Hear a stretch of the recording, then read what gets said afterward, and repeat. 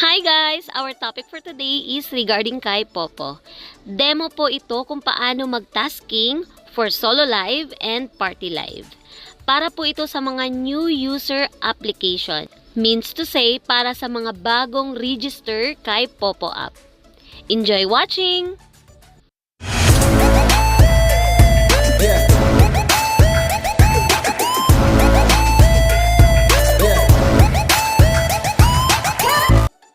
So guys, ganito po mag-solo live. So unang bungad po sa solo live, ito po yung lalabas sa inyo. I-click nyo po ito live. Tapos, syempre, pag bago kayo, kailangan nyo pong maglagay ng picture dito.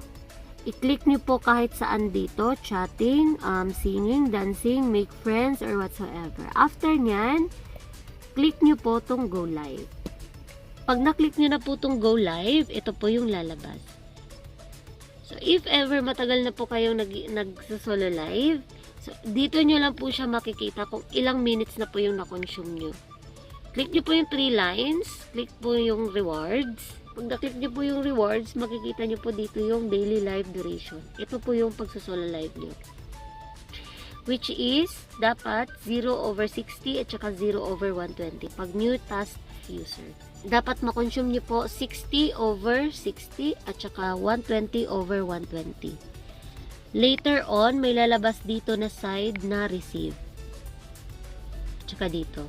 So, dito nyo po marireceive yung rewards nyo. Every time po matatapos kayo sa solo live nyo, i-receive nyo po dito yung rewards nyo po.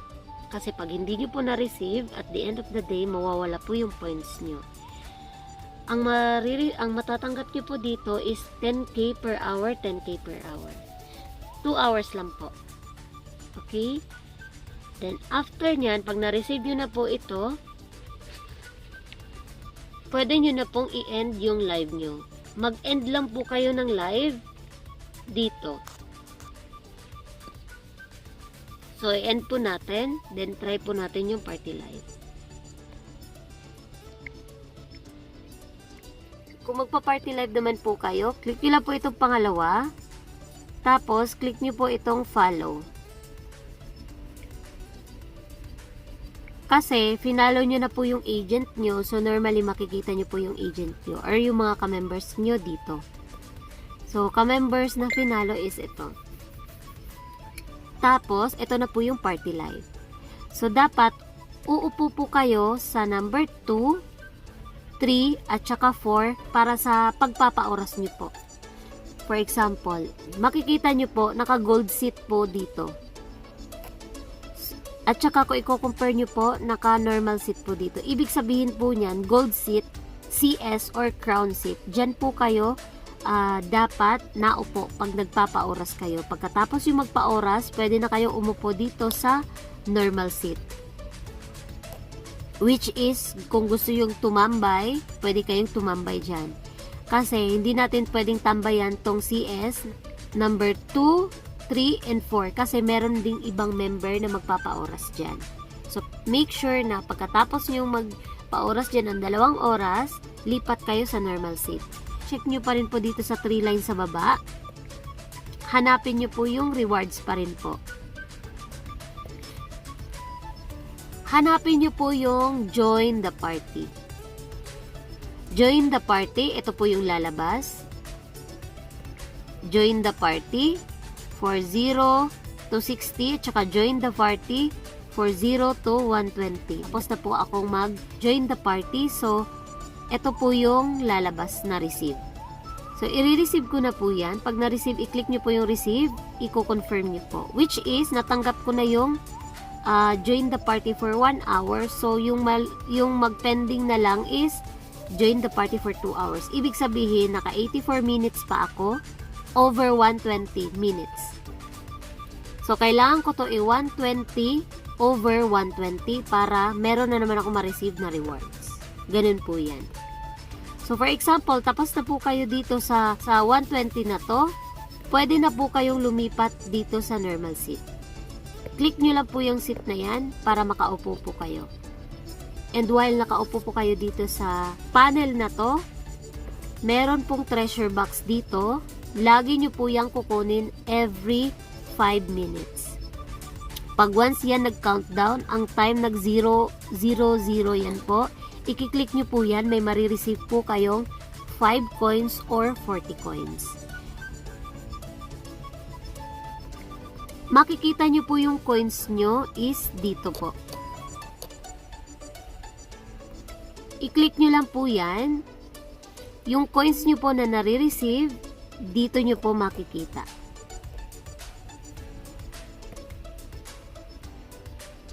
For example po, magte-trade po kayo, meron na po kayong malaking coins at gusto nyo pong mag-trade.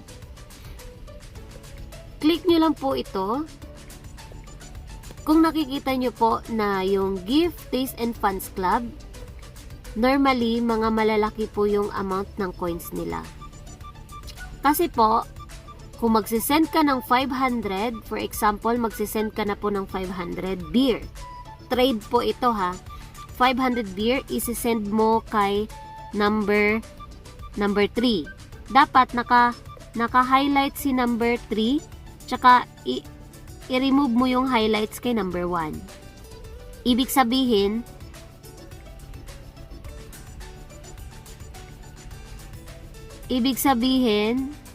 ito lang yung bibigyan mo ng gift. Which is, siya lang yung naka-highlights. So, after nyan, na-highlights mo na si number 3 at saka na-click mo na yung beer, i-click mo yung sending. Dapat isang pindot ka lang.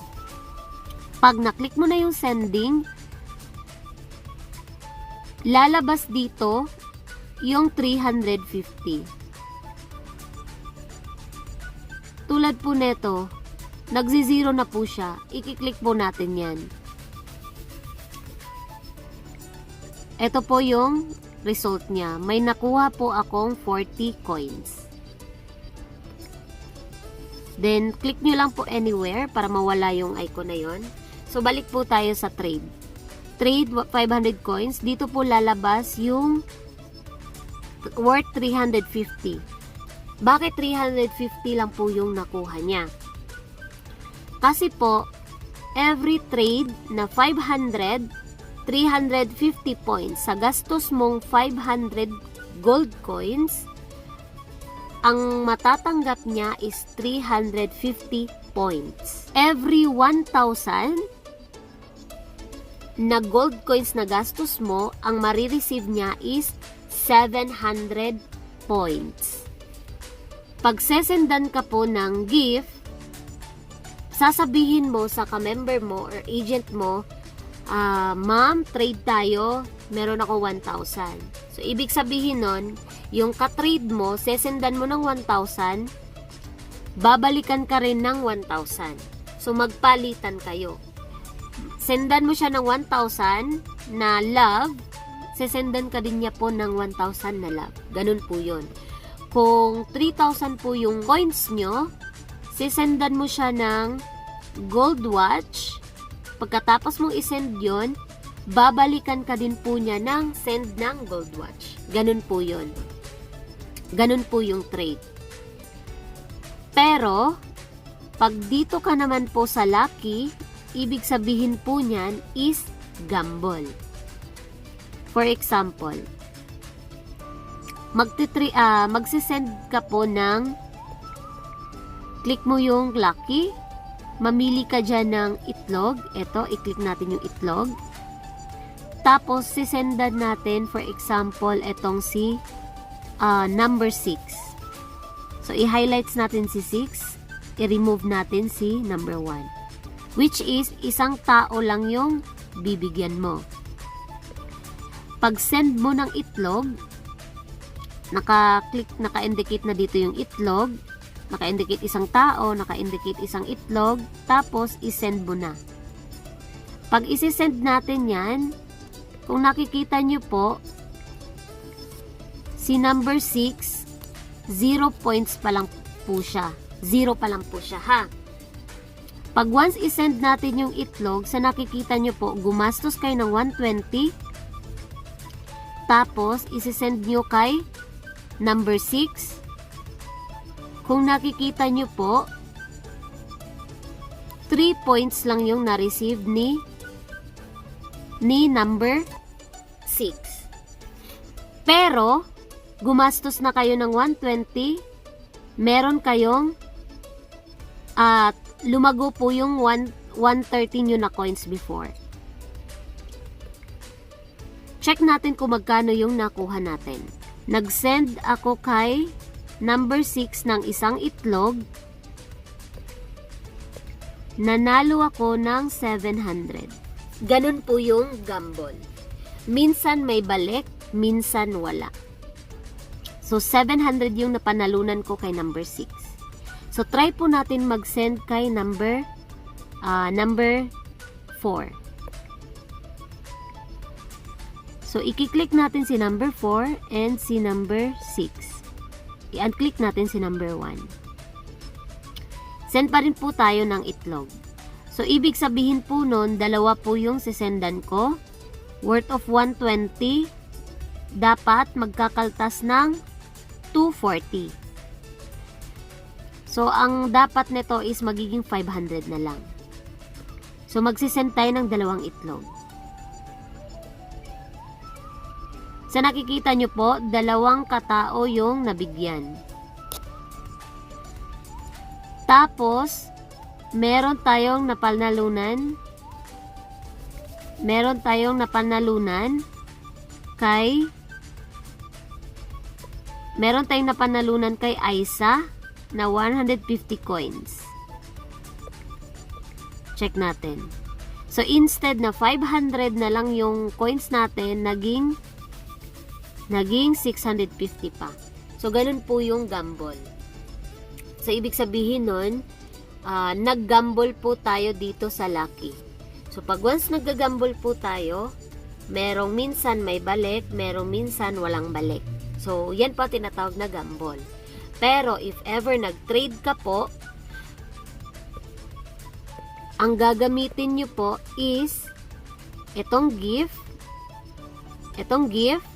Taste Funds Club. Thank you for watching and I hope nakatulong po ang video na to sa inyo.